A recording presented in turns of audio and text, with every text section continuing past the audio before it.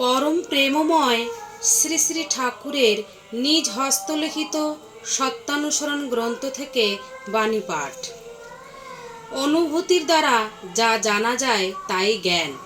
জানাকেই বেদ বলে, আর বেদ অখণ্ড। যে যতটুকু জানে সে ততটুকু বেদ। জ্ঞান ধাঁধাকে ধ্বংস করে, মানুষকে প্রকৃত চক্ষু দান করে।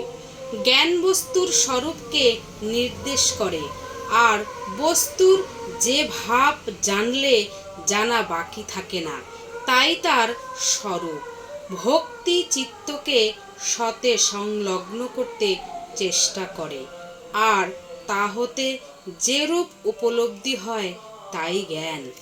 অজ্ঞানতা মানুষকে উদ্বিগ্ন করে, জ্ঞান মানুষকে শান্ত করে। অজ্ঞানতাই দুঃখের কারণ, আর জ্ঞানই আনন্দ। তুমি যতটুকু জ্ঞানের অধিকারী হবে ততটুকু শান্ত হবে। তোমার জ্ঞান যেমনতর, তোমার স্বচ্ছন্দে থাকবার ক্ষমতাও তেমনতর। অহংকার যত ঘন, অজ্ঞানতা তত বেশি।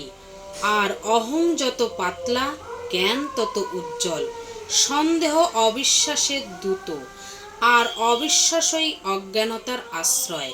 সন্দেহ আসলে তৎক্ষণাৎ তা নিরাকরণের চেষ্টা করো, আর সৎচিন্তায় নিমগ্ন হও।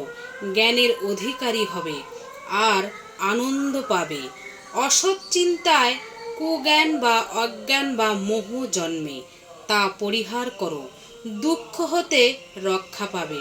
তুমি অসৎ এ যতই আসক্ত হবে ততই স্বার্থবুদ্ধি সম্পূর্ণ হবে, আর ততই কুজ্ঞান বা মোহে আচ্ছন্ন হয়ে পড়বে। আর রোগ, শোক, দারিদ্র্য, মৃত্যু ইত্যাদি যন্ত্রণা তোমার উপর ততই আধিপত্য করবে, ইহা নিশ্চয়। আমাদের পরম দয়াল শ্রী শ্রী ঠাকুর কি সুন্দর সত্যানুসরণের বাণীর মাধ্যমে আমাদেরকে বুঝিয়ে দিলেন।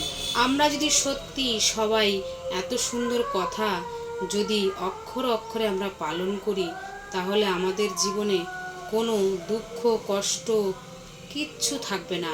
আমরা সব সময় আনন্দে থাকব।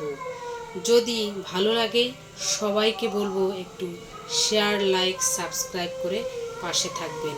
বন্দে পুরুষোত্তমম, বন্দে পুরুষোত্তমম, বন্দে পুরুষোত্তমম।